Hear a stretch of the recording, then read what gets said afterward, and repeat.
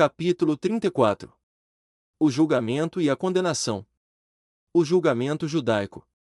Do Getsêmani foi o Cristo cativo e manietado arrastado à presença dos governantes judaicos. Somente João nos informa que o Senhor foi primeiramente levado a Anás, que o mandou, ainda amarrado, a Caifás, o sumo sacerdote. Os sinóticos registram apenas a acusação diante de Caifás. Nenhum detalhe da entrevista com Anás foi registrado, e o fato de haver Jesus sido levado diante dele fora, afinal, tão certamente irregular e ilegal, de acordo com a lei hebraica, quanto todos os acontecimentos subsequentes daquela noite. Anás, que era sogro de Caifás, havia sido deposto da função de sumo sacerdote 20 anos antes, mas durante todo esse período, havia exercido uma poderosa influência em todos os negócios hierárquicos. Caifás, conforme João cuidadosamente nos recorda, era quem tinha aconselhado aos judeus que convinha que um homem morresse pelo povo. No palácio de Caifás, os principais dos sacerdotes, escribas e anciãos do povo juntaram-se numa reunião informal do Sinédrio, ou em outros termos, todos ansiosamente esperando o resultado da expedição conduzida por Judas. Quando Jesus, o objeto de seu ódio figadal e vítima pré-determinada, foi introduzido como prisioneiro manietado, foi imediatamente posto em julgamento em desrespeito à lei, tanto escrita quanto tradicional, da qual aqueles governantes judaicos reunidos professavam ser tão zelosos guardiães. Nenhuma audiência legal sobre acusação capital podia ser realizada devidamente senão no tribunal designado e oficial do Sinédrio. Entendemos da narrativa do quarto evangelho que o prisioneiro foi, em primeiro lugar, submetido a interrogatório pelo próprio sumo sacerdote. Aquele funcionário, se tratava de Anás ou de Caifás é uma questão de inferência, inquiriu Jesus a respeito de seus discípulos e sua doutrina. Tal inquérito preliminar era completamente ilegal, porquanto o Código Hebreu determinava que as testemunhas de acusação em qualquer caso proposto ao tribunal, definissem a imputação contra o citado, e que o último deveria ser protegido contra qualquer esforço de fazê-lo testificar contra si mesmo. A réplica do Senhor deveria ter sido um protesto suficiente ao sumo sacerdote contra novo procedimento ilegal. Declarou-lhe Jesus: Eu falei abertamente ao mundo, eu sempre ensinei na sinagoga e no templo, onde todos os judeus se ajuntam, e nada disse em oculto. Para que me perguntas a mim? Pergunta aos que ouviram o que é que lhes ensinei, eis que eles sabem o que eu lhes tenho dito. Tratava-se de uma objeção legal contra o negar-se a um prisioneiro em julgamento o direito de ser confrontado com seus acusadores, mas foi recebida com evidente desprezo, e um dos oficiais próximos, desejoso talvez de granjear favor de seus superiores, lançou a Jesus uma traiçoeira bofetada, acompanhada da pergunta: Assim respondes ao sumo sacerdote? A esse ataque covarde, o Senhor respondeu com mansidão quase sobre-humana: Se falei mal, dá testemunho do mal, e, se bem, por que me feres? Embora mesclada de submissão, esta resposta constituía mais um apelo aos princípios de justiça. Se o que dissera Jesus era errado, por que o atacante não o acusava? E se havia falado acertadamente, que direito tinha o oficial de polícia de julgar, condenar e punir, e tudo isso também, na presença do sumo sacerdote? A lei e a justiça haviam sido destronadas naquela noite.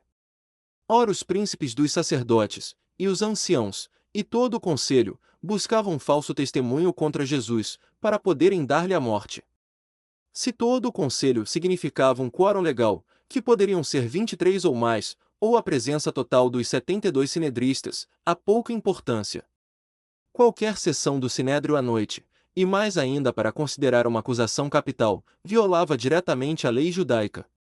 De igual modo era ilegal o conselho considerar tal acusação em dia de sábado, de festa, ou na véspera de qualquer desses dias. No Sinédrio, todos os membros eram juízes, o corpo judicial destinava-se a ouvir o testemunho e, de acordo com esse testemunho e nada mais, tomar uma decisão, em cada caso devidamente apresentado. Os acusadores deveriam comparecer pessoalmente, e receber uma advertência preliminar contra a prestação de falso testemunho.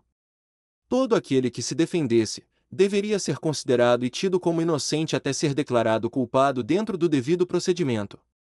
Entretanto, no falso julgamento de Jesus, os juízes não só procuraram testemunhas, mas especificamente tentaram encontrar testemunhas falsas. Embora muitas testemunhas falsas tivessem aparecido, não havia contudo testemunho contra o prisioneiro, porquanto os perjuros subornados não conseguiam chegar a um acordo entre si mesmos. E até os próprios sinedristas sem lei hesitavam em violar abertamente a exigência fundamental de que, pelo menos duas testemunhas concordantes testificassem contra a pessoa acusada, pois que, de outra forma, o caso deveria ser encerrado. Que Jesus deveria ser condenado por uma acusação ou outra, e morto, já havia sido determinado pelos juízes sacerdotais. Seu fracasso em encontrar testemunhas contra ele ameaçava delongar a execução de seu nefando plano. Pressa e precipitação caracterizavam o procedimento deles em toda a linha. Haviam ilegalmente feito prender Jesus durante a noite. Estavam procedendo ilegalmente a um arremedo de julgamento à noite. Seu propósito era condenar o prisioneiro, em tempo de apresentá-lo às autoridades romanas tão cedo quanto possível pela manhã, como criminoso devidamente julgado e considerado merecedor de morte. A falta de duas testemunhas hostis, que pudessem dizer as mesmas falsidades, era um sério embaraço. Mas por fim chegaram duas e disseram: Este disse, eu posso derrubar o templo de Deus, e reedificá-lo em 3 dias. Outros, contudo, testificavam: Nós o ouvimos dizer, eu derrubarei este templo, construído por mãos de homens, e em 3 dias edificarei outro, não feito por mãos de homens. E assim, como observa Marcos, até nesse particular seu testemunho não concordava. Sem dúvida, num caso em juízo, uma discrepância como a que aparece entre posso e farei, como declarações alegadas do acusado, é de importância vital. Ainda assim, esse fingimento de acusação formal era a única base para uma imputação contra Cristo até aquele ponto do julgamento. Deve-se lembrar que, em conexão com a primeira purificação do templo, perto do início do ministério de Cristo, ele havia respondido ao pedido clamoroso dos judeus, de um sinal de sua autoridade, dizendo: Derrubai este templo, e em 3 dias o levantarei. Ele não havia falado absolutamente de si mesmo como destruidor. Os judeus deveriam ser os destruidores e ele o restaurador. Mas o escritor inspirado prontamente explica que Jesus falava do templo do seu corpo, e de maneira alguma daqueles edifícios levantados pelo homem. Poderíamos perguntar, com razão, qual seria a importância que se poderia dar até mesmo a uma tal declaração, como as testemunhas perjuras afirmavam terem ouvido dos lábios de Cristo.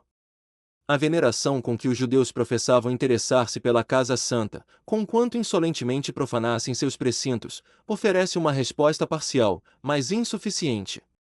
O plano dos governantes conspiradores parece ter sido de condenarem Cristo acusando-o de sedição, fazendo-o parecer um perigoso perturbador da paz nacional, um atacante das instituições estabelecidas e, consequentemente, um incitador de oposição contra a autonomia vassala da nação judaica e o domínio supremo de Roma.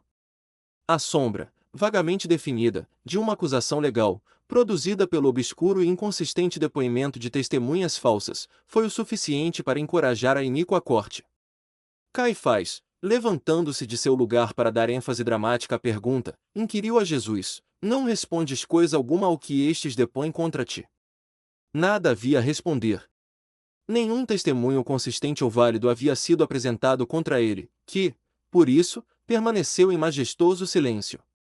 Então Caifás, violando a proibição legal de exigir de alguém que testificasse em seu próprio caso senão voluntariamente, e de sua livre iniciativa, não somente pediu uma resposta do prisioneiro, mas também exerceu a potente prerrogativa de seu ofício de sumo sacerdote, para colocar o acusado sob juramento, como testemunho diante do tribunal sacerdotal.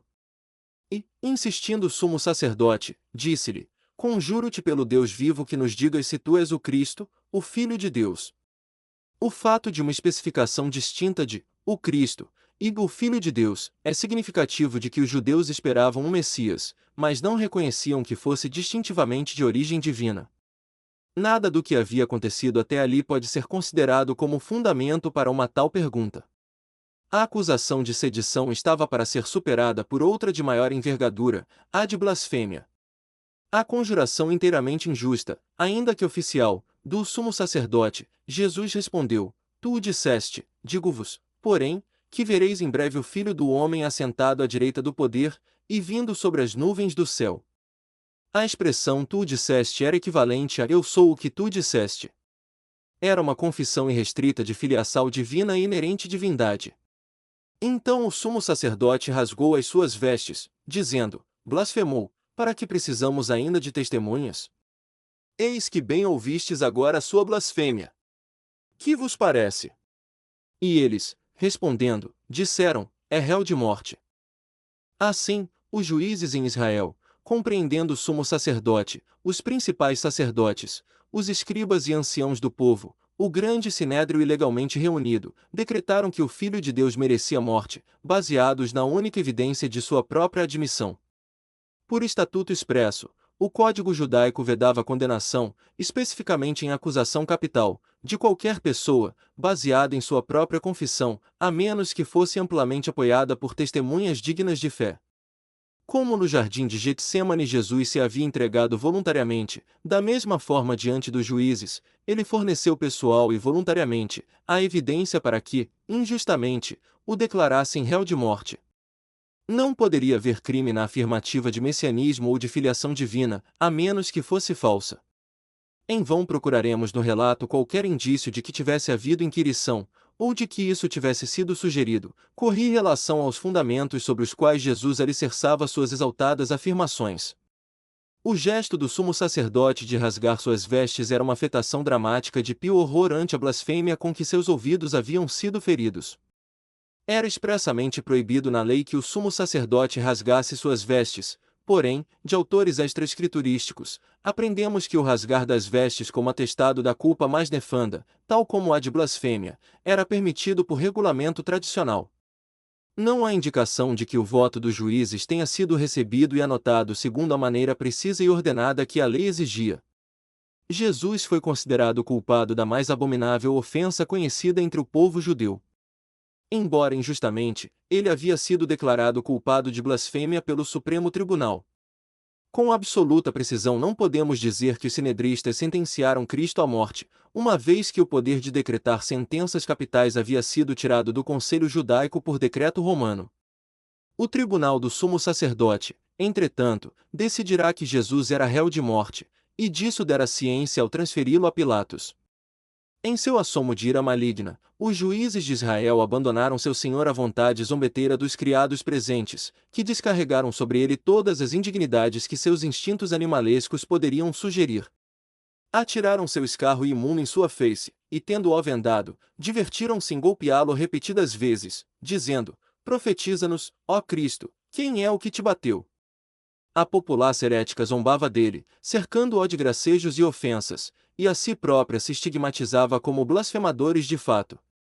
A lei e os costumes da época determinavam que toda pessoa culpada de uma ofensa capital, depois de julgada devidamente ante um tribunal judaico, deveria ser submetida a novo julgamento no dia seguinte, e nessa audiência posterior, qualquer dos juízes, ou mesmo todos os juízes que houvessem votado pela condenação, poderiam mudar seu voto, mas nenhum dos que tivessem votado pela absolvição poderia alterar sua conduta.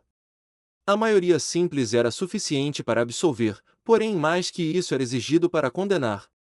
Uma cláusula que pode parecer-nos extremamente fora de propósito, determinava que, se todos os juízes votassem unanimemente pela condenação à pena capital, o veredicto não deveria prevalecer e o acusado teria que ser libertado, porquanto, argumentava-se, um voto unânime contra um prisioneiro indicava que não tinha tido nenhum amigo ou defensor no tribunal, e que os juízes poderiam ter entrado em conspiração contra ele. De acordo com esta regra da jurisprudência hebraica, o veredicto contra Jesus, proferido naquela sessão noturna e ilegal dos sinedristas, era nulo, pois que nos é dito especificamente que todos o consideraram culpado de morte. Evidenciando o propósito de estabelecer um ilusório arremedo de legalidade em seu procedimento, os sinedristas suspenderam a sessão, para voltarem a se reunir ao nascer do dia. Dessa forma, obedeciam tecnicamente ao preceito de que, em todos os casos em que se houvesse decretado sentença de morte, o tribunal deveria reinquirir e julgar pela segunda vez em sessão posterior. Entretanto, ignoraram completamente a determinação, igualmente indispensável, de que o segundo julgamento fosse realizado no dia seguinte ao da primeira audiência. No intervalo das duas sessões, em dias consecutivos, os juízes deveriam orar e jejuar, dando ao caso em julgamento atenção pausada e séria. Lucas, que não registra detalhes do julgamento noturno de Jesus, é o único dos evangelistas que dá lugar a um relato circunstancial da sessão matutina. Diz ele, e logo que foi dia juntaram-se os anciãos do povo, e os principais dos sacerdotes e os escribas, e o conduziram ao seu concílio. Alguns estudiosos da Bíblia têm interpretado a expressão, e o conduziram ao seu concílio, como significando que Jesus teria sido condenado pelo Sinédrio no lugar de reunião regular daquela corte, ou seja, o gazito, ou salão das pedras talhadas, conforme a lei da época exigia. Mas contra isso temos a afirmativa de João, de que Jesus foi levado diretamente, de Caifás, ao salão romano de audiências. É provável que nessa sessão do amanhecer, os procedimentos irregulares das horas noturnas tenham sido aprovados, e decididos os detalhes das ações futuras. Eles tomaram conselho contra Jesus para o matar, a despeito disso, passaram pelas formalidades de um segundo julgamento, cuja realização foi grandemente facilitada pelas afirmações voluntárias do prisioneiro. A posição dos juízes parece inteiramente desprovida de justificativa, ao chamarem o acusado para testificar, pois que deveriam ter reexaminado os testemunhos contra ele. A primeira pergunta a ele dirigida foi: És tu o Cristo? Dize-no-lo. O Senhor respondeu com dignidade: Se vô-lo disser, não o crereis, e também, se vos perguntar, não me respondereis, nem me soltareis. Desde agora o Filho do Homem se assentará à direita do poder de Deus.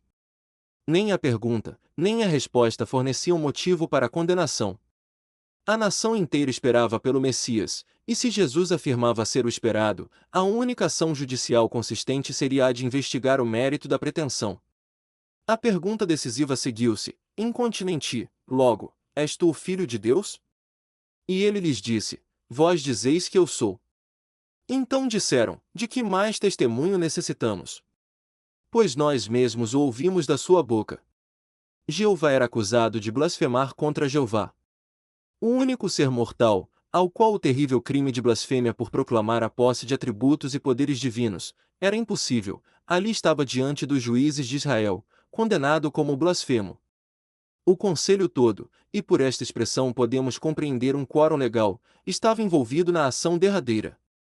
Desse modo, terminou o que impropriamente se chamou de julgamento de Jesus diante do sumo sacerdote e anciãos do seu povo. E, logo ao amanhecer, os principais dos sacerdotes, com os anciãos, e os escribas, e todo o sinédrio, tiveram conselho, e, ligando Jesus, o levaram e entregaram a Pilatos. Durante as poucas horas que lhe restavam na mortalidade, estaria ele nas mãos dos gentios, traído e entregue pelos seus. Pedro nega o seu Senhor. Quando Jesus fora preso no jardim de Getsêmani, todos os 11 o haviam deixado e fugido. Isto não deve ser tomado como evidência certa de covardia, porquanto o Senhor havia indicado que deveriam ir Pedro, e pelo menos um outro discípulo, seguiam de longe, e depois que a guarda armada havia entrado no palácio do sumo sacerdote com o prisioneiro, Pedro, entrando, assentou-se entre os criados, para ver o fim. Ele havia sido ajudado, para entrar, pelo discípulo cujo nome não é fornecido, e que era conhecido do sumo sacerdote. Aquele outro discípulo era, com toda a probabilidade, João, conforme se pode concluir do fato de ser mencionado somente no quarto evangelho, cujo autor se refere a si próprio, caracteristicamente, sem citar o nome. Enquanto Jesus permanecia diante dos sinedristas, Pedro estava embaixo, com os servos. A porteira era uma jovem, cujas suspeitas femininas se haviam aguçado, quando permitirá a entrada a Pedro, e no momento em que ele se assentava com a multidão no pátio do palácio, ela apareceu, e havendo-o observado atentamente, disse: Tu também estavas com Jesus, o Galileu. Contudo, Pedro negou, afiançando que não conhecia Jesus. Pedro estava inquieto, tanto sua consciência quanto o temor de ser identificado como um dos discípulos do Senhor, o perturbavam. Afastou-se da multidão e buscou parcial isolamento no vestíbulo, mas outra serva o viu e disse aos circunstantes: Este também estava com Jesus, o Nazareno, ao que Pedro retrucou com um juramento: Não conheço tal homem. A noite de abril estava fria, e um fogo havia sido aceso no vestíbulo ou pátio do palácio. Pedro assentara-se com outras pessoas ao redor do fogo, imaginando talvez que expor-se abertamente seria melhor que uma dissimulada precaução, como possível salvaguarda contra o reconhecimento. Cerca de 1 hora depois de suas primeiras negativas, alguns dos homens ao redor do fogo o acusaram de ser discípulo de Jesus, e fizeram referência ao seu dialeto galileu como evidência de que era, pelo menos, conterrâneo do prisioneiro do sumo sacerdote, porém, mais ameaçador ainda do que tudo, um parente de Malco, cuja orelha Pedro havia decepado com a espada, indagou peremptoriamente: não te vi eu, no horto, com ele. Pedro então foi tão longe, no curso das falsidades em que se havia iniciado, que entrou a imprecar e a jurar, e a declarar veementemente, pela terceira vez: não conheço o homem. Quando as últimas falsidades profanas saíam de seus lábios, as notas claras do canto de um galo feriram-lhe os ouvidos, e a lembrança da predição do Senhor brotou em sua mente. Trêmulo ante a desventurada verificação de sua pérfida covardia, voltou-se e cruzou com o olhar do Cristo mártir que, do meio da insolente populaça, mirava a face de seu jactancioso, ainda que amoroso e fraco apóstolo. Fugindo do palácio, Pedro mergulhou na noite, chorando amargamente. Conforme o atesta sua vida posterior, aquelas lágrimas eram de real contrição e verdadeiro arrependimento. Primeira apresentação de Cristo diante de Pilatos. Como já nos referimos, nenhum tribunal judaico tinha autoridade para aplicar a pena de morte. Roma Imperial havia reservado para si própria tal prerrogativa. A proclamação unida dos sinedristas, de que Jesus merecia morte, não terá efeito enquanto não fosse sancionada pelo legado do imperador, que naquela época era Pôncio Pilatos, governador, ou mais corretamente, procurador da Judéia, Samaria e Idumeia. Pilatos mantinha residência oficial em Cesareia, na costa do Mediterrâneo, porém era costume seu estar presente em Jerusalém ao tempo das grandes festas hebraicas, provavelmente com o intuito de manter a ordem, ou de sufocar prontamente qualquer perturbação entre as vastas e heterogêneas multidões que apinhavam a cidade nessas ocasiões festivas. O governador e seus acompanhantes estavam em Jerusalém naquela momentosa época de Páscoa. Cedo, na manhã de sexta-feira, o conselho todo, quer dizer, o Sinédrio, levou Jesus maniatado ao solo do tribunal de Pôncio Pilatos, mas, com minucioso escrúpulo, abstiveram-se de entrar no local para não se contaminarem, porquanto o lugar do tribunal fazia parte da casa de um gentio, e nalgum compartimento poderia haver pão levedado, e até mesmo a proximidade poderia torná-los cerimonialmente impuros. Deixamos a cada um classificar o caráter de homens temerosos da mera proximidade com o fermento, ao mesmo tempo que se mostravam sedentos de sangue inocente. Em consideração por seus escrúpulos, Pilatos saiu do palácio e, como lhe entregassem o prisioneiro, perguntou: que acusação trazeis contra este homem? A pergunta, embora estritamente adequada e judicialmente necessária, surpreendeu e desapontou os líderes sacerdotais que, evidentemente, haviam esperado que o governador aprovasse seu veredito e, como mera formalidade, desse sentença de acordo, mas, em lugar de agir assim, Pilatos estava evidentemente disposto a exercer sua autoridade de jurisdição original. Com mal disfarçada humilhação, o seu porta-voz, provavelmente Caifás, respondeu: se este não fosse malfeitor, não o entregaríamos. Agora foi a vez de Pilatos fingir suscetibilidade, retrucando, como se dissesse: muito bem.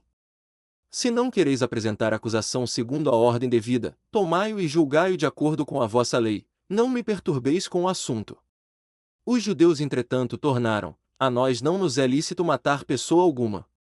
O apóstolo João insinua, nesta última frase, a determinação da parte dos judeus de levarem Jesus à morte, não somente com a sanção dos romanos, mas também por intermédio de executores romanos, porque, como facilmente podemos ver, se Pilatos tivesse aprovado a sentença de morte e entregado o prisioneiro aos judeus para sua aplicação, Jesus teria sido apedrejado, de acordo com o castigo hebraico para a blasfêmia, ao passo que o Senhor havia claramente predito que sua morte seria por crucifixão, que era um método romano de execução, jamais usado pelos judeus. Além do mais, se Jesus tivesse sido morto pelos líderes judaicos, ainda que com assentimento do governo, poderia levantar-se uma insurreição entre o povo, porque havia muitos que acreditavam nele. Os astuciosos hierarcas estavam determinados a conseguir a sua morte mediante condenação romana. E começaram a acusá-lo, dizendo: havemos achado este pervertendo a nossa nação, proibindo dar o tributo a César, e dizendo que ele mesmo é Cristo, o Rei.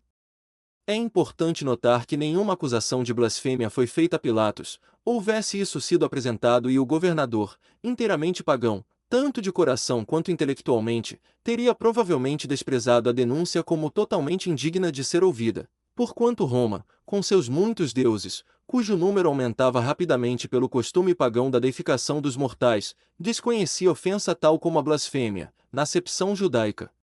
Os sinedristas acusadores não hesitaram em substituir a blasfêmia, que era o maior crime conhecido no Código Hebraico, pela acusação de alta traição, a mais grave ofensa relacionada na categoria romana de crimes.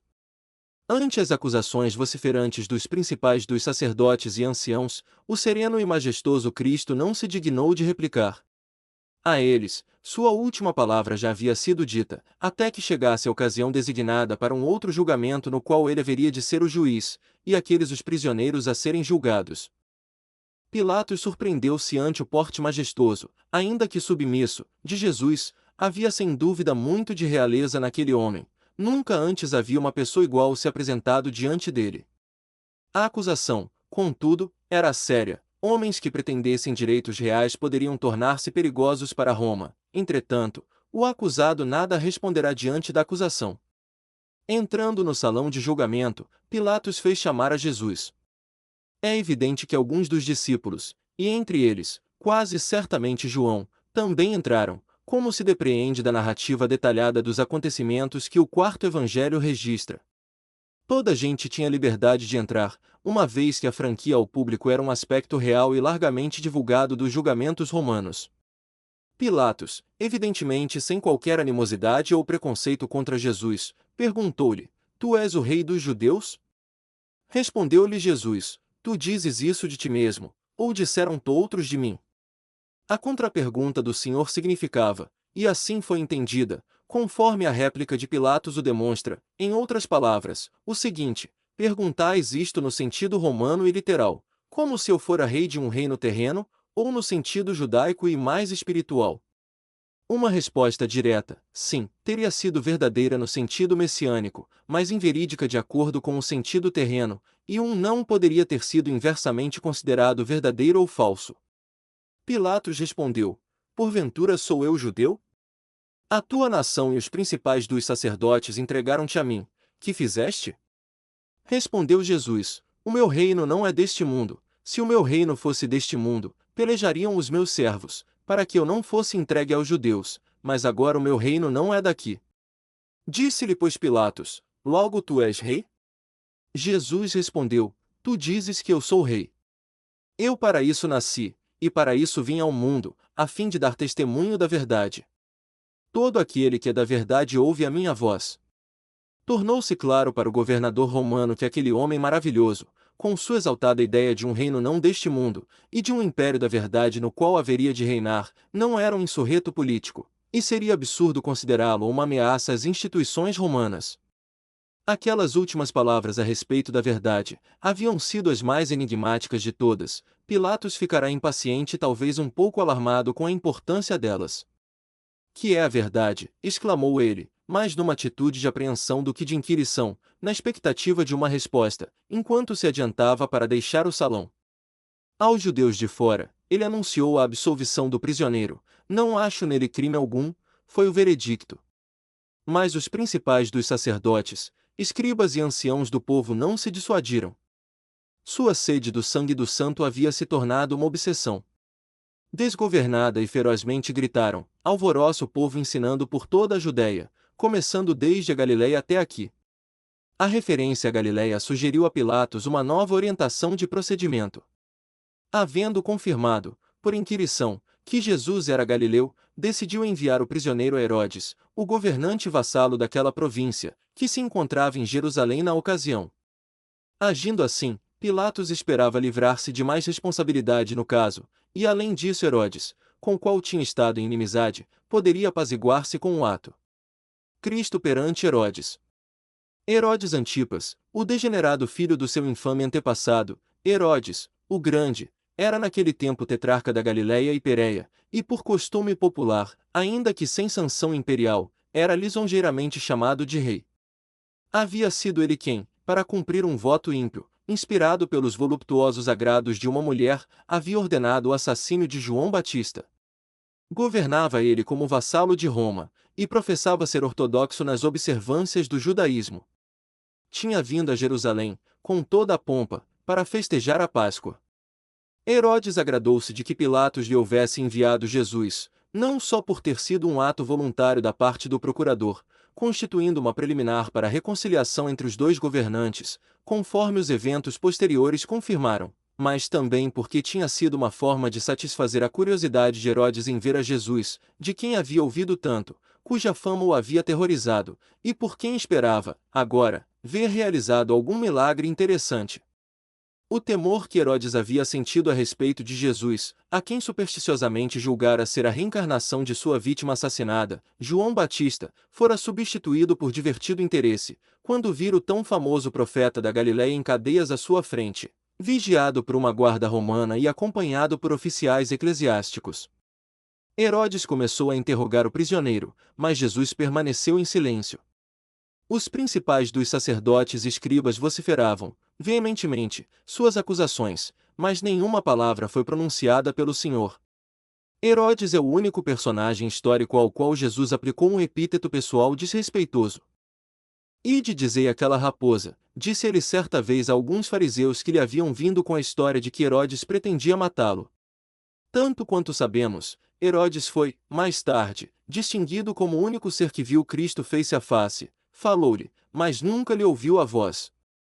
Para os pecadores penitentes, as mulheres em prantos, as crianças buliçosas, para os escribas, fariseus, saduceus e rabis, para o sumo sacerdote perjuro e seu obsequioso e insolente lacaio, bem como para Pilatos, o pagão, Cristo tivera palavras de conforto ou instrução, de advertência ou repreensão, de protesto ou de denúncia. Entretanto, para Herodes, a raposa, ele teve somente desdenhoso e majestático silêncio.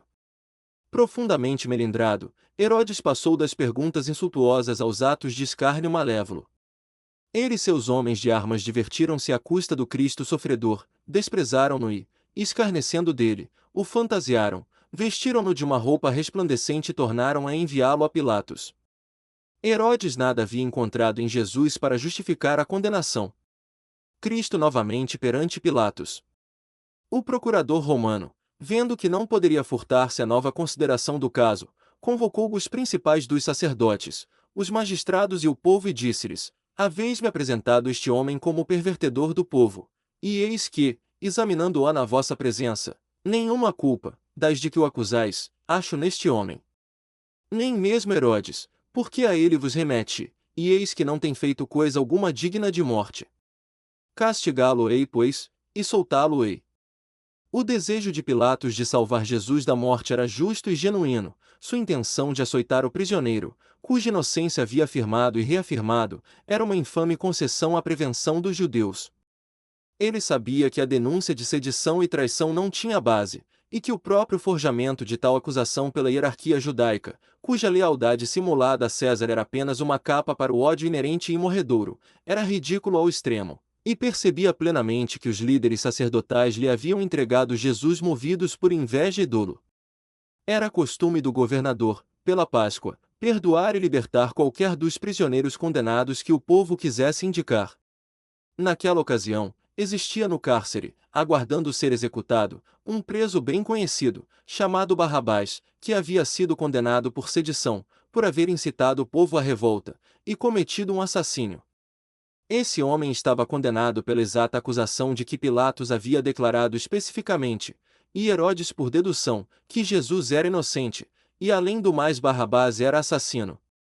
Pilatos imaginara pacificar os sacerdotes e o povo libertando Jesus como alvo do indulto pascal. Isso seria um reconhecimento tácito da culpa de Cristo ante o tribunal eclesiástico, e praticamente um endosso da sentença de morte, cancelada pelo perdão oficial.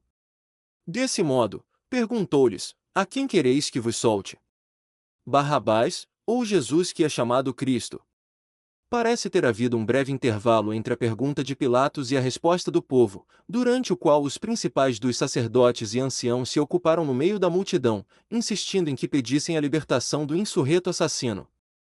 De forma que, ao repetir Pilatos a pergunta, qual dos dois quereis que vos solte, a congregação de Israel clamou Barrabás. Pilatos, surpreendido, desapontado e enraivecido, perguntou: Que farei então de Jesus, chamado Cristo? Disseram-lhe todos: Seja crucificado. O governador, porém, disse: Mas que mal fez ele? E eles mais clamavam, dizendo: seja crucificado. O governador romano perturbou-se extremamente e estava intimamente atemorizado. Para mais ainda aumentar sua perplexidade, recebeu uma mensagem de advertência de sua esposa, no momento em que se assentava na cadeira de juiz: não entres na questão desse justo, porque num sonho muito sofri por causa dele. Os que não conhecem a Deus são caracteristicamente supersticiosos. Pilatos temia imaginar que terrível portento o sonho de sua esposa poderia pressagiar, mas, verificando que não conseguiria prevalecer, e antevendo um tumulto entre o povo se persistisse na defesa de Cristo, pediu água e lavou as mãos diante da multidão, um ato simbólico de negar responsabilidade, que todos entenderam, proclamando ao mesmo tempo: estou inocente do sangue deste justo, considerai isso. Então se levantou aquele terrível clamor autocondenatório do povo do convênio: o seu sangue caia sobre nós e sobre nossos filhos. A história presta aterrador testemunho do cumprimento literal daquela pavorosa invocação. Pilatos soltou Barrabás e entregou Jesus aos soldados para ser açoitado. O chicoteamento era uma pavorosa preliminar da morte na cruz. O instrumento de castigo era um açoite de muitas pontas, guarnecidas de metal e pontiagudos pedaços de osso. Há casos narrados em que o condenado morria sob o látego, escapando, assim, aos horrores da crucifixão em vida.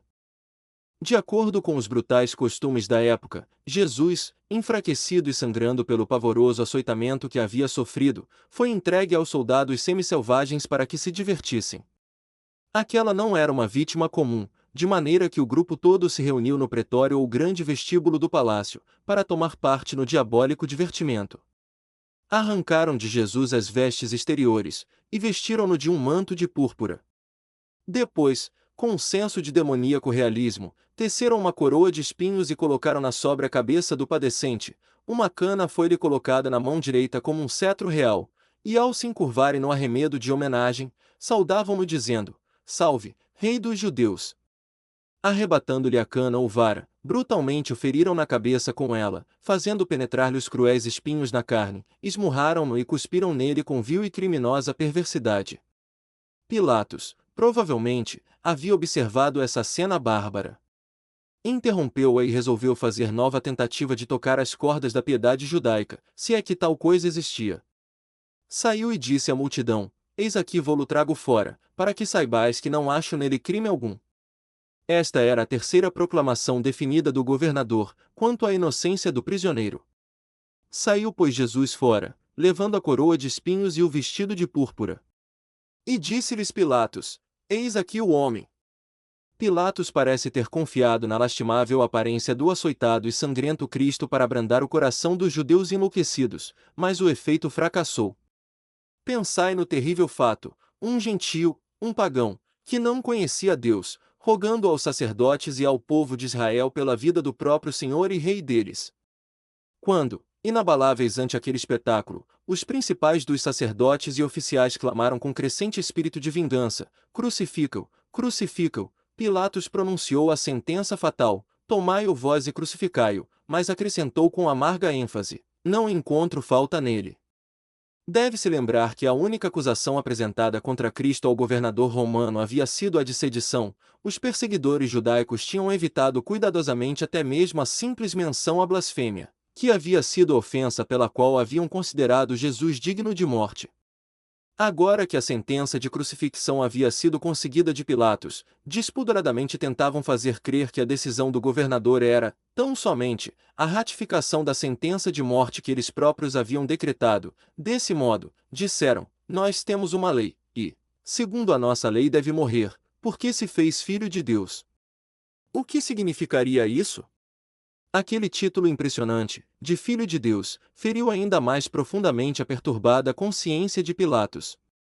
Uma vez mais conduziu Jesus para a sala do tribunal e, atemorizado, perguntou-lhe: donde és tu? A pergunta era como se pretendesse saber se Jesus era humano ou sobre-humano. Uma confissão direta da divindade do Senhor tê-lo-ia aterrorizado, mas poderia não esclarecer o governante pagão, de maneira que Jesus nada respondeu. Pilatos ainda mais se surpreendeu, e talvez se haja ofendido de certa maneira ante essa aparente desconsideração por sua autoridade. Exigindo uma explicação, indagou: não me falas a mim? Não sabes que tenho poder para te crucificar e tenho poder para te soltar? Respondeu-lhe então Jesus: Nenhum poder terias contra mim, se de cima te não fosse dado, mas aquele que me entregou a ti maior pecado tem. As posições se haviam invertido, Cristo era o juiz, e Pilatos sujeito à sua decisão. Ainda que não tivesse sido declarado inocente, o romano fora considerado menos culpado que aquele ou aqueles que haviam entregado Jesus ao seu poder, e que haviam exigido dele uma condenação injusta. O governador, embora tendo pronunciado sentença, ainda buscava meios de libertar o submisso sofredor. Sua primeira mostra de vacilação foi recebida pelos judeus com o clamor: Se soltas este, não és amigo do César, qualquer que se faz rei é contra o César. Pilatos tomou seu lugar na cadeira de julgamento que estava situada no lugar do pavimento, ou gabata, fora do salão. Estava irritado com aqueles judeus que ousavam sugerir que não era amigo de César, e que poderiam levar tal denúncia numa embaixada de reclamação a Roma para abalarem seu prestígio, em exagerada acusação. Apontando para Jesus, exclamou com sarcasmo evidente: Eis aqui o vosso rei. Os judeus, porém, retrucaram com brados ameaçadores e sinistros: fora com ele, crucifica-o. Em mordaz referência à sua subjugação nacional, Pilatos perguntou ainda com mais mordaz ironia: Hei de crucificar o vosso rei? E os principais dos sacerdotes clamaram em alta voz: Não temos rei, senão o César. Assim era, e assim deveria ser. O povo que havia, por convênio, aceitado a Jeová como seu rei, agora o rejeitava pessoalmente, e aceitava a soberania de César. Servos de César e súditos seus têm ele sido através dos séculos desde esse tempo. Miserável é o estado do homem, ou de uma nação, que em coração e espírito não tem rei, a não ser o César. Onde residia a causa da fraqueza de Pilatos? Era ele o representante do imperador, o procurador imperial com poderes para crucificar ou salvar, oficialmente um autocrata. Sua convicção da inocência de Cristo e seu desejo de salvá-lo da cruz estão fora de dúvida. Por que titubeava Pilatos, hesitando e vacilando até render-se em violação da própria consciência e vontade? Porque, em última análise, ele era mais escravo que livre. Estava escravizado a seu passado. Sabia que, se fosse feita queixa contra ele em Roma, sua corrupção e crueldade, suas extorsões e morticínios injustificáveis seriam trazidos a julgamento. Ele era o governante romano, mas o povo sobre o qual exercia domínio oficial deleitava-se em vê-lo encolher-se, quando fizera estalar, perfidamente, sobre sua cabeça, o látego de um relatório ameaçador a seu respeito ao seu imperial senhor, Tibério. Judas Iscariotes. Quando Judas Iscariotes viu quão terrivelmente repercutir a sua traição, tomou-se de violento remorso.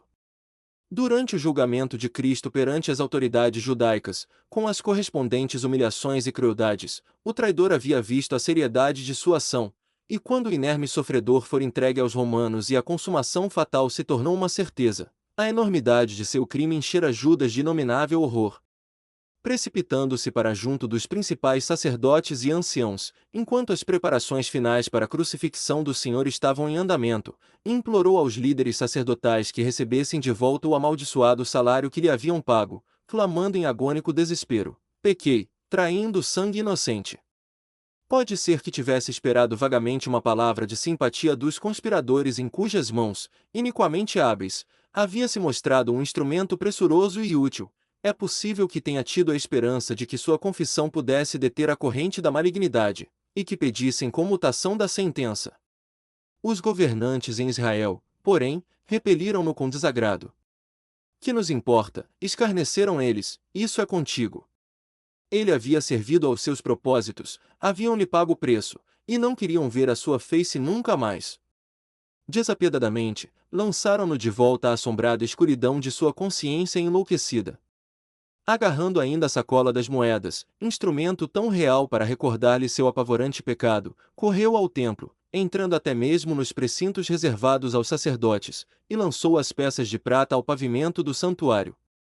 Depois, sob o impulso aguilhoante de seu senhor, o demônio, de quem se havia tornado escravo de corpo e alma, retirou-se e foi-se enforcar. Os principais dos sacerdotes juntaram as peças de prata e com sacrílego escrúpulo, realizaram uma reunião solene para determinar o que fariam com o preço de sangue. como considerassem ilegal adicionar as moedas poluídas ao tesouro santo, compraram com elas um certo campo de um oleiro, que seria o exato lugar onde Judas se teria suicidado. Aquele trato de terra designaram eles para lugar de sepultamento de forasteiros, estrangeiros e pagãos. O corpo de Judas, o traidor de Cristo, foi provavelmente o primeiro a ser ali enterrado. E aquele campo foi chamado Aceldama, que quer dizer campo de sangue. Notas do capítulo 34. Anás e sua entrevista com Jesus. Nenhuma figura é mais conhecida na história contemporânea dos judeus que a de Anás. Ninguém parecia ser mais afortunado ou bem-sucedido, mas também ninguém havia saído mais execrado, em geral, que o último sumo sacerdote. Ele havia exercido o pontificado por apenas 6 ou 7 anos, mas a posição foi preenchida por nada menos que 5 de seus filhos, por seu genro Caifás e por um neto seu. Naqueles dias, era, pelo menos para alguém com o temperamento de Anás, muito melhor ter sido, do que ser o sumo sacerdote. Gozava ele de toda a dignidade do posto, bem como de toda a sua influência, uma vez que era capaz de promover as pessoas mais de perto associadas consigo mesmo. E conquanto aqueles agissem publicamente, na realidade era ele quem dirigia os negócios, sem as responsabilidades nem as restrições que o lugar impunha. Sua influência com os romanos, ele a devia aos pontos de vista religiosos que professava, a seu aberto partidarismo em relação aos forasteiros, e a sua incomensurável riqueza. Já vimos que imensos lucros a família de Anás deveria ter obtido das barracas do templo, e quão nefando e impopular era esse negócio. Os nomes daqueles descarados, licenciosos, inescrupulosos e degenerados filhos de Arão eram referidos com maldições entre dentes. Mesmo sem aludirmos à intervenção de Cristo em relação àquele tráfico do templo, o qual, se sua autoridade houvesse prevalecido, teria indubitavelmente sido eliminado, podemos compreender que o oposto a Anás em todos os aspectos deveria ter sido um Messias, e um Messias como Jesus. Nenhuma narrativa foi preservada do que ocorreu diante de Anás. Até mesmo o fato de ter sido Cristo levado em primeiro lugar a ele, só é mencionado no quarto evangelho. Uma vez que os discípulos todos o haviam abandonado e fugido, é fácil percebermos que ficaram na ignorância do que efetivamente aconteceu, pelo menos até se reunirem novamente, porquanto Pedro e um outro discípulo, evidentemente João, o seguiram até ao palácio do sumo sacerdote, ou seja, ao palácio de Caifás e não de Anás, pois que, de acordo com os 3 evangelhos sinóticos, o palácio do sumo sacerdote Caifás fora a cena da traição de Pedro, de maneira que a narrativa do quarto evangelho deve se referir ao mesmo local, e não ao palácio de Anás. Edersheim, Life and Times of Jesus de Messia, volume 2, pp 547-548. Autocontrole de Cristo ao ser espancado. A serenidade e a docilidade que Jesus manteve até mesmo sob a provocação de um golpe dado por um dos lacaios, na presença do sumo sacerdote, confirmam a afirmação de Nosso Senhor de que havia vencido o mundo. João 16:33. Não se pode ler a passagem sem comparar, quase involuntariamente, a docilidade divina de Jesus nessa ocasião, com a indignação inteiramente natural e humana de Paulo, em condições similares em época posterior. Atos 23:1-5. O sumo sacerdote Ananias, irritado com as palavras de Paulo, ordenou a alguém que o ferisse na boca, e Paulo rompeu em furioso protesto: Deus te ferirá, parede branqueada, tu estás aqui assentado para julgar-me conforme a lei, e contra a lei me mandas ferir. Em seguida, desculpou-se dizendo que não sabia que fora o sumo sacerdote quem ordenara que fosse ferido. Ver Regras de Fé, capítulo 23 e nota 1 que acompanha o mesmo texto. Ver também Farrar, Life and Works of Saint Paul, pp 539-540. Sumo sacerdote e anciãos, élderes. Tais títulos, da maneira como eram possuídos pelos oficiais da hierarquia judaica no tempo de Cristo, não devem ser confundidos com as mesmas designações quando aplicadas aos portadores do sacerdócio maior ou de Melquisedeque. O sumo sacerdote dos judeus era o sacerdote presidente, tinha que ser descendente de Arão para ser sacerdote, e tornava-se sumo sacerdote por designação romana. Os anciãos, como o nome sugere, eram homens maduros e experientes, escolhidos para agir como magistrados nas cidades, e como juízes nos tribunais eclesiásticos, tanto nos sinédrios menores das províncias, quanto no grande sinédrio em Jerusalém. O termo ancião, elder, conforme era geralmente usado entre os judeus nos dias de Jesus, não tinha a mínima relação com a posição do élder no sacerdócio de Melquisedeque, do que o termo escriba, por exemplo. Os deveres dos sumos sacerdotes e anciãos judaicos incluíam tanto funções eclesiásticas quanto seculares, e certamente as duas posições se haviam tornado, em grande parte, vantagens políticas. Veja-se o título Elder no Bible Dictionary, de Smith. Desde a partida de Moisés até a vinda de Cristo, a teocracia organizada de Israel havia sido a do sacerdócio menor, ou arônico, incluindo o ofício de sacerdote, que era limitado à linhagem de Arão, e os ofícios menores de mestre e diácono, que eram agrupados na ordem levítica. Ver Ordens e Cargos do Sacerdócio, pelo autor deste, no livro Regras de Fé capítulo 11. Ilegalidade no julgamento judaico de Jesus. Muitos volumes já foram escritos a respeito do assim chamado julgamento de Jesus. Somente um rápido resumo dos principais itens relativos aos fatos e à lei pode ser apresentado aqui. Para maiores esclarecimentos devem-se consultar os seguintes livros: Edersheim, Life and Times of Jesus the Messiah, Andrews, Life of Our Lord, Dupin, Jesus Before Caiaphas and Pilate, Mendelssohn, Criminal Jurisprudence of the Ancient Hebrews, Salvador, Institutions of Moses, Inês, The Trial of Jesus Christ, Maimonides, Sanhedrin, Milímetro Lehmann, Jesus Before the Sanhedrin, Bene, Criminal Code of the Jesus, e Walter M. Chandler, do Foro de Nova York, The Trial of Jesus from a Lavia Standpoint. O último citado é uma obra em 2 volumes tratando respectivamente de o julgamento hebraico e o julgamento romano, e contém citações dos anteriores e de outras obras. Edersheim, volume 2, pp 5568, sustenta que a citação de Jesus à noite, na casa de Caifás, não representou um julgamento diante do Sinédrio, e faz notar as irregularidades e ilegalidades do procedimento como prova de que o Sinédrio não poderia ter feito o que naquela noite se fez.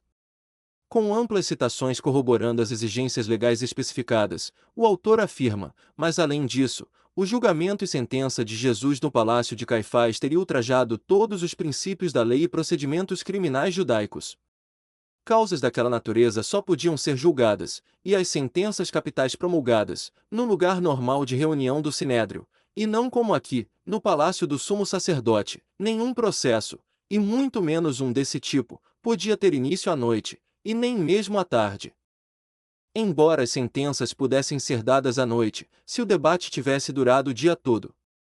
Também, nenhum processo podia ter lugar em dia de sábado ou dia festivo, e nem mesmo na véspera de tais dias, embora isso não fosse suficiente para anular os procedimentos, e pode ser argumentado, por outro lado, que um processo contra alguém que houvesse seduzido o povo deveria ser levado a efeito, e a sentença posta em execução, preferivelmente em dias de festa pública, para advertência de todos. Por último, em causas capitais havia um sistema muito detalhado de advertência e aviso às testemunhas, enquanto podemos com segurança afirmar que num julgamento normal os juízes judaicos, por muito que estivessem de prevenção, não teriam agido como os sinedristas e Caifás agiram na ocasião, mas, conquanto Cristo não tivesse sido julgado e sentenciado numa reunião formal do Sinédrio, não pode haver dúvida, ai de nós, de que sua condenação e morte foram obra dos sinedristas, se é que não do próprio Sinédrio, pelo menos, do grupo todo de seus componentes, todo o Conselho, no sentido de expressar o que era juízo e propósito do Conselho Supremo e dos líderes de Israel, com apenas algumas poucas exceções. Devemos ter em mente que a resolução de sacrificar a Cristo havia sido tomada desde algum tempo. O objetivo da citação acima feita é mostrar, por autoridade reconhecida e eminente, algumas das ilegalidades do julgamento noturno de Jesus, que, como demonstrado, e segundo o registro escriturístico, foi dirigido pelo sumo sacerdote e o conselho ou sinédrio, de maneira reconhecidamente irregular e ilegal. Se os sinedristas o julgaram e condenaram, embora não estivessem reunidos na qualidade de sinédrio, a monstruosidade do procedimento é, se possível, ainda mais profunda e negra. No excelente trabalho de Chandler, volume 1, The Hebrew Trial, o registro dos fatos no caso, e a lei criminal hebraica relativa ao mesmo, são exaustivamente considerados. Segue-se então um elaborado sumário, no qual os seguintes pontos são apresentados em ordem. Ponto 1. A prisão de Jesus foi ilegal, uma vez que foi executada à noite, e por intermédio da traição de Judas, um cúmplice, sendo ambas as características expressamente proibidas pela lei judaica da época. Ponto 2. A inquirição privada de Jesus diante de Anás ou Caifás foi ilegal, porque 1. Foi feita à noite. 2. A audiência de qualquer causa por um juiz só era expressamente proibida. 3. Conforme lemos em Salvador, um princípio reproduzido perpetuamente nas escrituras hebraicas relaciona-se com as duas condições de publicidade e liberdade. Ponto 3. A acusação contra Jesus foi ilegal na forma. O procedimento criminal inteiro, no Código Mosaico, repousa em 4 regras: certeza na citação, publicidade na discussão, liberdade total garantida ao acusado, e garantia contra todos os perigos ou erros de testemunho. Salvador, p. 365. O Sinédrio não dava origem, nem podia dar, a acusações, ele apenas investigava as que lhe eram levadas. Edersheim, volume 1, p. 309. O testemunho das principais testemunhas constituía a acusação. Não havia outra denúncia, nenhuma outra citação formal. Até que eles falassem, e o fizessem em assembleia pública, o prisioneiro mal poderia ser considerado um homem acusado. Inês, p. 41. Os únicos acusadores conhecidos na jurisprudência criminal talmúdica são as testemunhas do crime. Seu dever é trazer o assunto ao conhecimento do tribunal, e prestar depoimento contra o criminoso. Em casos capitais, elas são também as executantes legais. Em lugar algum das leis dos hebreus antigos existe qualquer traço de um promotor ou acusador oficial. Mendelssohn, p. 110. Ponto 4. A atuação do Sinédrio contra Jesus foi ilegal porque foi realizada à noite. Que a ofensa capital seja julgada durante o dia, mas suspensa à noite. Misna, Sinédrio 4.1. Casos criminais podem ser tratados pelos vários tribunais durante o dia somente, pelos sinédrios menores desde o encerramento dos serviços matutinos até meio-dia, e pelo grande sinédrio até a tarde. Mendelssohn, p. 112. Ponto 5. A ação do Sinédrio contra Jesus foi ilegal porque o tribunal se reuniu antes do oferecimento do sacrifício matinal. O Sinédrio reunia-se desde o encerramento do sacrifício matinal até a hora do sacrifício da tarde. Talmud, Ger. Sim, 1:19. Nenhuma sessão do tribunal podia ter lugar antes do oferecimento do sacrifício matinal. Milímetro Lehmann, p. 109. Uma vez que o sacrifício matinal era oferecido ao nascer do dia, dificilmente o Sinédrio poderia reunir-se antes daquela hora. Misna, Talmud, capítulo 3. Ponto 6. A ação contra Jesus foi ilegal porque foi efetuada no dia anterior ao sábado dos judeus, também no primeiro dia dos pães ázimos e véspera da Páscoa. Eles não julgarão na véspera do sábado, nem de qualquer festividade. Misna, sim, 5:1. A nenhum tribunal de justiça em Israel era permitido realizar sessões nos sábados ou em qualquer dos 7 feriados bíblicos. Caso de crimes capitais, nenhum julgamento podia ter início na sexta-feira, ou na véspera de qualquer feriado, porque não era legal suspender tais casos por tempo mais longo que uma noite, nem prosseguir com eles no sábado ou feriado. Rabi Wise, Martyrdom of Jesus p. 67. Ponto 7. O julgamento de Jesus foi ilegal porque foi concluído dentro de um mesmo dia. Um caso criminal que resulte em libertação do acusado pode terminar no mesmo dia em que começou o julgamento, mas se uma sentença de morte tiver de ser proferida não poderá ser concluído antes do dia seguinte. Misna Sim 4:1.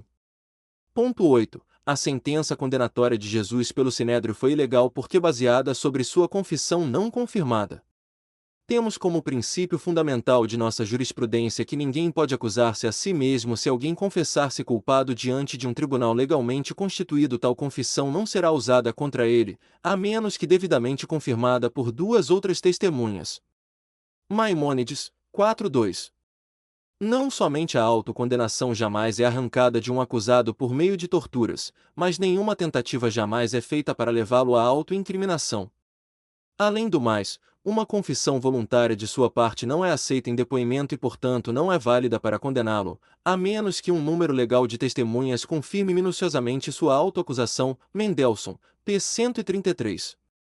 Ponto 9. A condenação de Jesus foi ilegal porque o veredicto do Sinédrio foi unânime. Um veredicto simultâneo e unânime de culpa, pronunciado no dia do julgamento, tem o efeito de uma absolvição. Mendelssohn, p. 141. Se nenhum dos juízes defende o réu, todos o declaram culpado, não havendo quem o defenda no tribunal, o veredicto de culpa não tem valor e a sentença de morte não pode ser executada. Rabi Wise, Martyrdom of Jesus, p. 74. Ponto 10. A ação contra Jesus foi ilegal, porque 1. A sentença condenatória foi pronunciada num lugar proibido pela lei. 2. O sumo sacerdote rasgou as suas vestes. 3. A votação foi irregular. Depois de deixarem o salão do tribunal, Gazitr, nenhuma sentença de morte pode ser imposta sobre quem quer que seja. Talmud, Bab. Of Idolatry 1h08. Uma sentença de morte só pode ser imposta quando o Sinédrio estiver realizando sua sessão no lugar designado. Maimônides, 14. Veja-se também Levítico 21:10, compare-se com 10h06. Que os juízes, cada um por sua vez, absolvam ou condenem.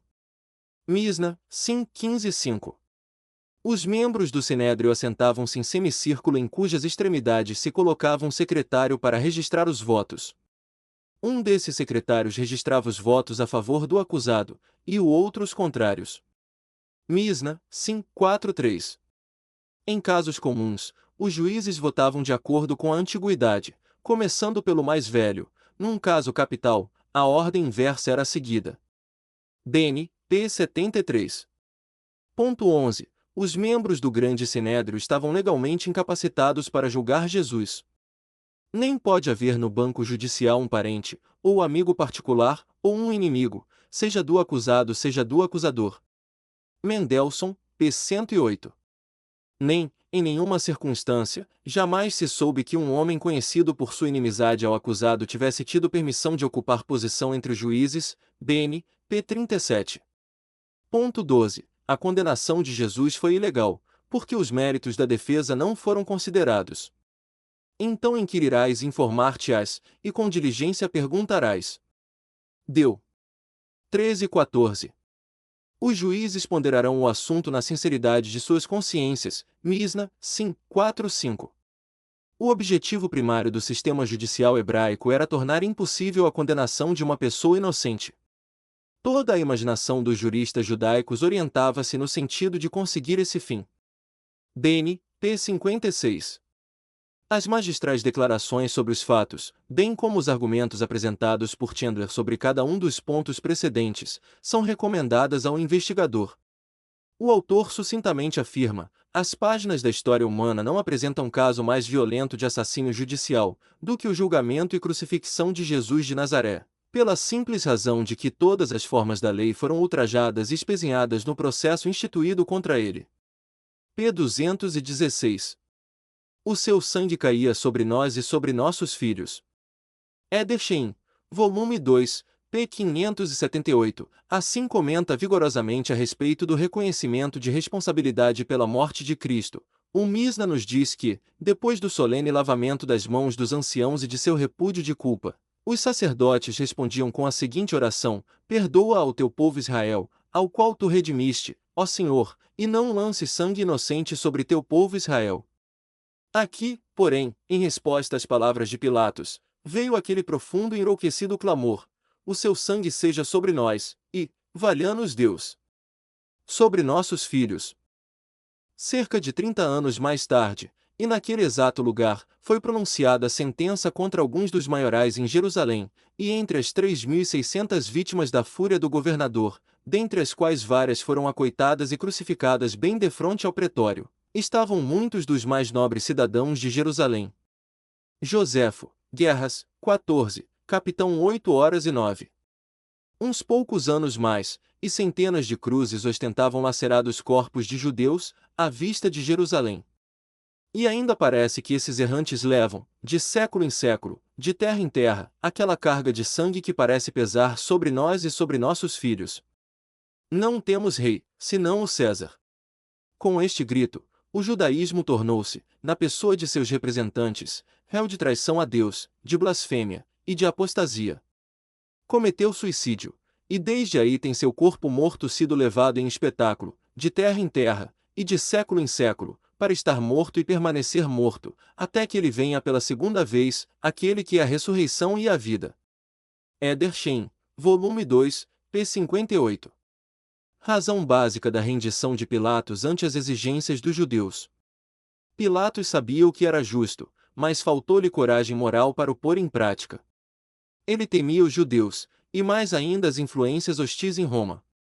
Tinha medo de sua própria consciência, porém, mais ainda, temia perder sua posição oficial. Constituía a política de Roma ser benévola e conciliatória ao tratar as religiões e os costumes sociais das nações conquistadas.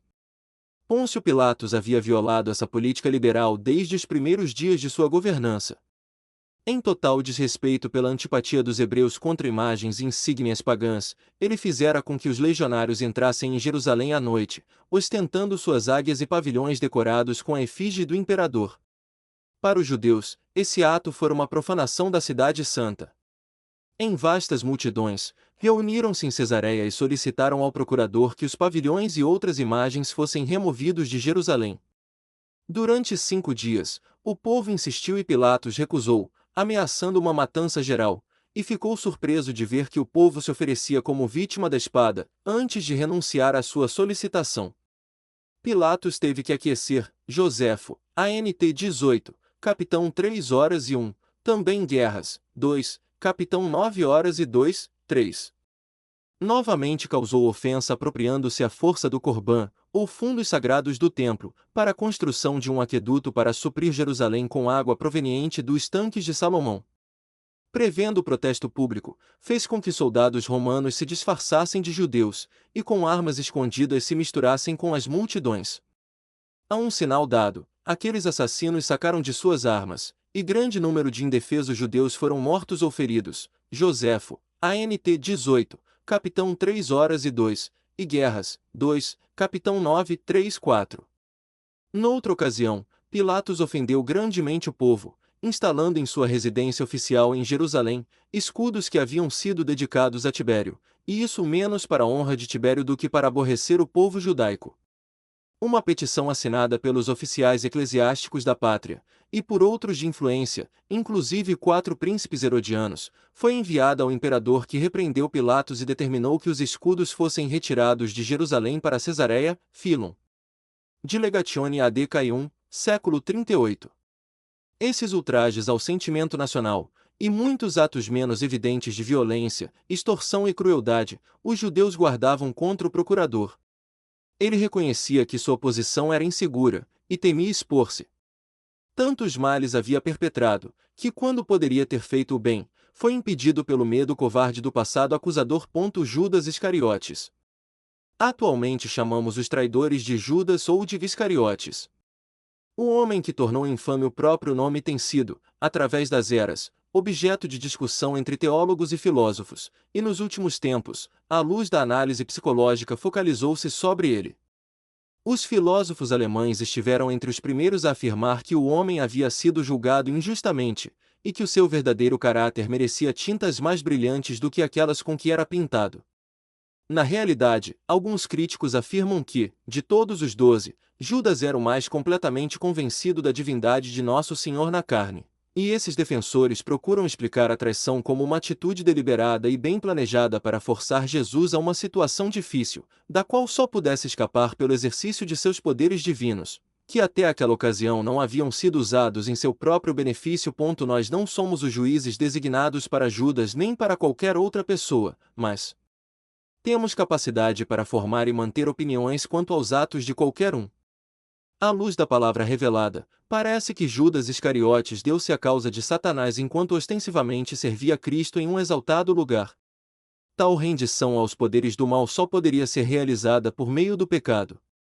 Não nos é declarada a natureza e extensão das transgressões do homem através dos anos. Ele havia recebido testemunho de que Jesus era o Filho de Deus, e na plena luz daquela convicção, voltará-se contra seu Senhor e o atraíra para a morte. A revelação moderna não é menos explícita que a antiga, em declarar que a senda do pecado é caminho de escuridão espiritual, que conduz à destruição inevitável. Se o homem que é culpado de adultério, mesmo que seja apenas em seu coração, negar-se obstinadamente à companhia do Espírito de Deus, e negar a fé, a menos que se arrependa, assim o tem declarado a voz de Deus. Ver D.C. 63:16. Não podemos duvidar de que todas as formas de pecado mortal envenenarão a alma, e se não for perdoada, por meio de arrependimento verdadeiro, levarão aquela alma à destruição. Aos seus servos hábeis e bem treinados, Satanás proverá oportunidades de serviço à altura de suas aptidões para o mal. A despeito da opinião de críticos modernos em relação ao bom caráter de Judas, nós temos o testemunho de João, que por quase 3 anos havia estado em íntimo companheirismo com ele, de que era ladrão, 12:6, e Jesus a ele se referiu como um demônio, 6:70, e como o filho de perdição, 17:12. Veja-se, em relação a isso, D.C. 76:41-48. Que as tendências malignas de Judas Iscariotes eram conhecidas de Cristo é demonstrado pela afirmativa direta do Senhor de que, entre os 12, havia um que era um diabo, João 6:70, comparar com 13:27, Lucas 22:3, e além disso, que tal conhecimento já existia quando os 12 foram escolhidos, é sugerido pelas palavras de Jesus: eu conheço aqueles que escolhi, reforçadas pela explanação de que, na escolha que havia feito, se cumpririam as Escrituras. Da mesma forma em que a morte sacrificial do Cordeiro de Deus fora conhecida e predita, igualmente as circunstâncias da traição haviam sido previstas. Seria contrário tanto à letra quanto ao espírito da palavra revelada dizer que o desventurado Iscariotes fora privado, de alguma forma, da liberdade ou arbítrio, no caminho que percorreu para um fim tão execrável. Ele tivera as oportunidades e privilégios comuns aos 12, de viver sob a luz da presença do Senhor, e de receber da divina fonte a revelação dos propósitos de Deus. Judas Iscariotes não foi nenhuma vítima das circunstâncias, nenhum instrumento inconsciente guiado por qualquer poder sobre-humano, senão na medida em que, por vontade própria, se entregou a Satanás, e aceitou o salário a serviço do demônio. Tivesse Judas sido fiel à retidão, outros meios, que não a sua perfídia, teriam operado para levar o Cordeiro à morte. A sua ordenação ao apostolado colocará-o na posse de oportunidades e privilégios superiores aos daqueles que não haviam sido chamados e ordenados, e com tão abençoadas possibilidades de realização no serviço de Deus, vinha a correspondente capacidade de cair. Um oficial do governo em alta posição e merecedor de confiança pode cometer atos de deslealdade e traição impossíveis ao cidadão que nunca conheceu os segredos de Estado. O avançamento implica em aumento de responsabilidade, ainda mais literalmente nos negócios do reino de Deus do que nas instituições dos homens. Há uma discrepância visível entre as narrativas da morte de Judas Iscariotes dadas por Mateus, 27:3-10, e pelo livro de Atos, 1:16-20. De acordo com o primeiro, Judas enforcou-se, o segundo afirma que ele se precipitou de cabeça para baixo, e todas as suas entranhas se derramaram. Se ambos os relatos são corretos, o infeliz provavelmente enforcou-se, e depois caiu, talvez por arrebentamento da corda ou do galho ao qual estava preso. Mateus diz que os governantes judaicos haviam comprado campo de sangue. O autor dos Atos cita Pedro como tendo dito que Judas comprou o campo com o dinheiro que havia recebido dos sacerdotes. Uma vez que o terreno havia sido comprado com o dinheiro que pertencera aos Iscariotes, e como aquele dinheiro não havia sido formalmente recebido de volta pelos oficiais do templo, o campo comprado pertencia oficialmente aos bens de Judas. As variações são importantes, principalmente como demonstração de independência de autoria. As narrativas concordam no ponto principal, que Judas morreu miseravelmente por suicídio.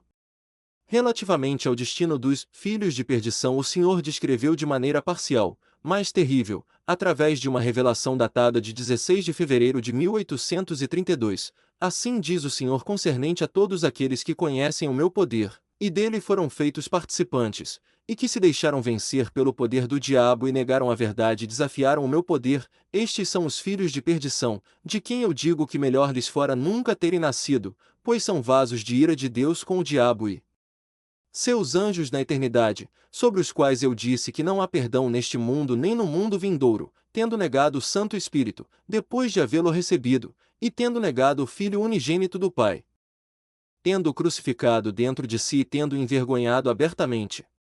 Estes são os que irão para o lago de fogo e enxofre com o diabo e seus anjos, e os únicos sobre quem a segunda morte terá qualquer poder, portanto ele salva todos exceto esses, os quais irão para o castigo sem fim, que é castigo eterno. para reinar com o diabo e seus anjos na eternidade, onde seu bicho não morre, e o fogo é inextinguível. O que é seu tormento é homem algum conhece o seu fim, nem seu lugar, nem seu tormento, nem foi revelado àqueles que dele forem feitos participantes.